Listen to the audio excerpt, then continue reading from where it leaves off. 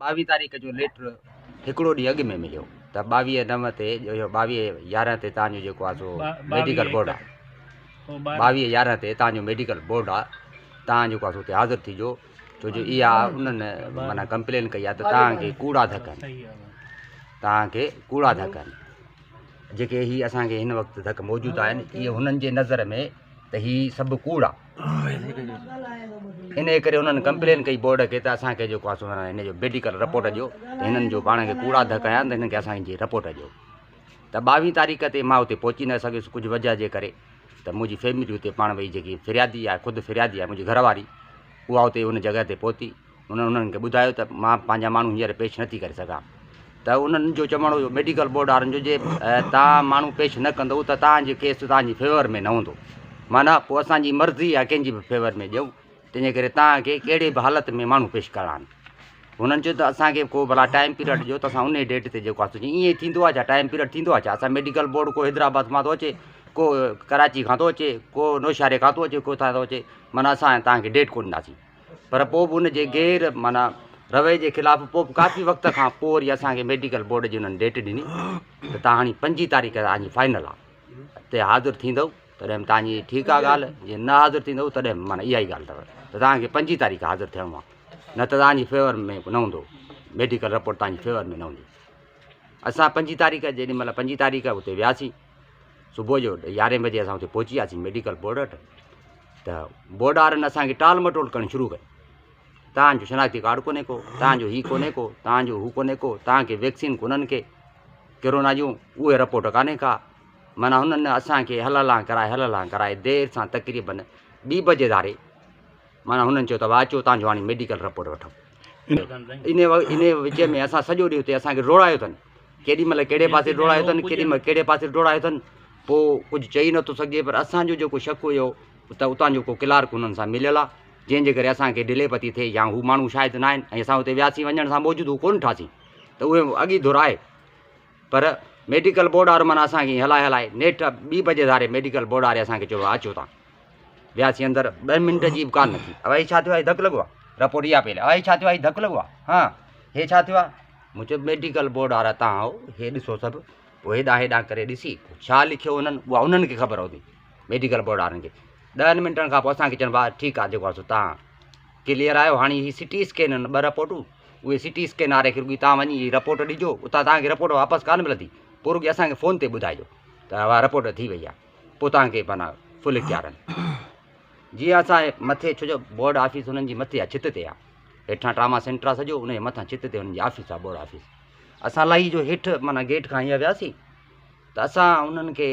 चयोसीं त CT scan वारो हिन पासे आहे इन विच में असां सुबुह सां पुलिस सां कोऑपरेट कयोसीं माना ॾाढी कोशिशि कईसीं त असांखे नुक़सानु थी सघे थो असांखे पुलिस खे असां 15 ते बि ॻाल्हायोसीं उन्हनि जी जेकी गाॾी आई 15 जी गाॾी आई 5 मिंट बि कान बीठी वरी वापसि हली वई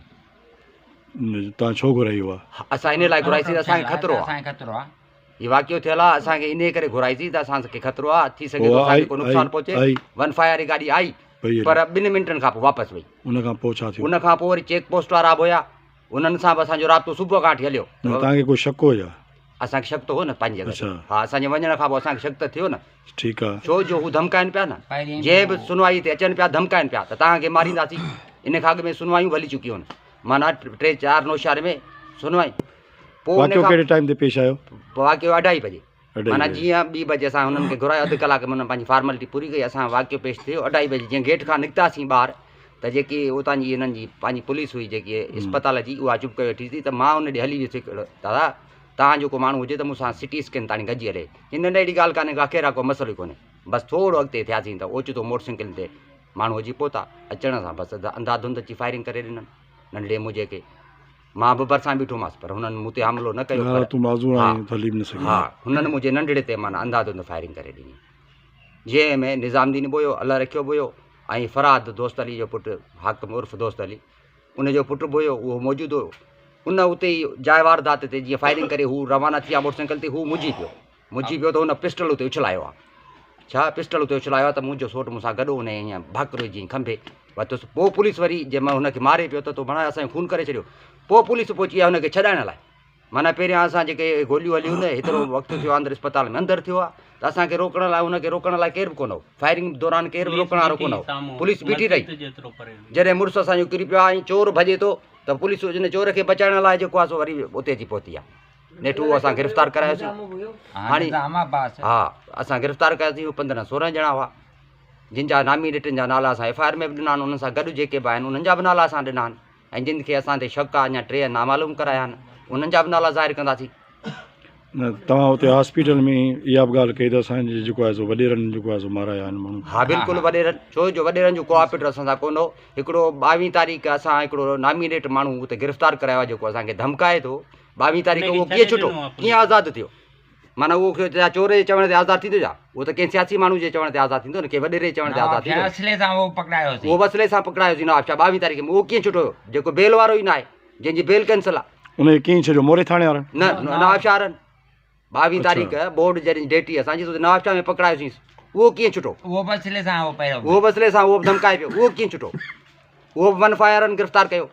1-5 ते जॾहिं ॻाल्हाईसीं छो जो पुलिस पोइ कोऑपरेटर 1-5 ते मिंट हाणे तव्हांजो छा जेकॾहिं हिकिड़ो गिरफ़्तार थियो आहे इन खां ॿिया माण्हू बि असांजा तव्हां एहतिजाज वग़ैरह असांजो चवणु आहे त जेके हिन महिल हाणे असांजा नामीनेट ना हा असां जेके हींअर हुते FIR में ॾिना आहिनि उहे नामीनेट माण्हू आहिनि उन्हनि सां वारदात कई आहे उन्हनि सां ज़ुल्म कयो आहे असांजो इहो चवणु आहे मीडिया दोस्तनि खे बि इहो चवणु आहे त असां सां ज़ुल्म थियो आहे उन खे जेको आहे सो हलायो वञे अॻिते आला इख़्तियारनि ताईं पहुचाई वञे त जीअं असांखे इंसाफ़ मिले जीअं असांखे इंसाफ़ न मिलियो त अञा असांजा इहे क़दम हूंदा त आख़िर में पाण साड़नि जो चिटा ॾींदासीं न त पाण बि साड़ींदासीं आख़िर में नवाबशाह में वेही ऐं तहरीक बि हलाईंदासीं ऐं इंसाफ़ वठी वेहंदासीं असांखे गिरफ़्तारी खपे कहिड़ी बि हालत में गिरफ़्तारी खपे हा साईं मुंहिंजो पहिरियां त मीडिया जे दोस्तनि खे अपील आहे त हींअर ताईं असां सां को बि तावन न कयो आहे मीडिया वारा ऐं उन खां पोइ असांजा जेके आला इख़्तियारियुनि वारा आहिनि जंहिंमें वज़ीर आला सिंध चीफ जस्टिस थी वियो DIG IG थी वियो उन्हनि खे बि अपील आहे त असांजी जेको आहे सो मदद कनि ऐं असां इंसाफ़ थिए मज़लूमनि तहक़ीक़ात थिए हक़ी जेकी इंसाफ़ वारी ॻाल्हि आहे उहा थिए असांजी वाक़ियो थियो 2:30 बजे थियो आहे FIR असांजी तक़रीबन 11 बजे थी आहे उहो बि जॾहिं पंहिंजो असांजो निसार कीरियो साहिबु आयो आहे क़ौम परस्त अॻुवाण उन अची जेको आहे सो वाह वेला कई आहे उन खां पोइ असांजी FIR थी आहे ते पुलिस ऑफिसर वॾे असां वटि को बि कोन आयो उते इस्पताल में उन्हनि पुलिस जे आॾो माण्हू असांजो मोह आहे का बि पुलिस उन महिल असांजे हेल्प करण लाइ तयारु कोन हुई जॾहिं निसार कीरियो आयो आहे उन खां पोइ जेको आहे सो कुझु मीडिया जा दोस्त आया ऐं उन खां पोइ असांजी FIR थी आहे असां इहो ई चवंदासीं त जेके असांजा पंहिंजो कातिल आहिनि उन्हनि खे गिरफ़्तार कयो जेके असांजा नामीनेट माण्हू आहिनि उहे गिरफ़्तार थियनि न त असां अञा एहतिजाज कंदासीं रोडनि ते ईंदासीं जेको आहे पाण साड़ींदासीं बहरहाल असांजी इहा अपील आहे त उहे कातिल गिरफ़्तार थियनि पुलिस अञा ताईं को बि अमल कोन कयो आहे इन असां गिरफ़्तार करायो आहे मारण महिल असां पाण ॿधी उन्हनि खे ॾिनो आहे असांखे उहो बि ड्रज आहे त उन खे बि न कढी छॾनि उन्हनि या फ़रार कराए छॾनि उन लाइ असां तव्हांखे मीडिया वारनि दोस्तनि खे इहो चऊं था त उहे अपील था कयूं त उहे पाण जेको आहे उन जी निगरानी कनि त उहो गिरफ़्तार आहे कोन्हे काॾे वियो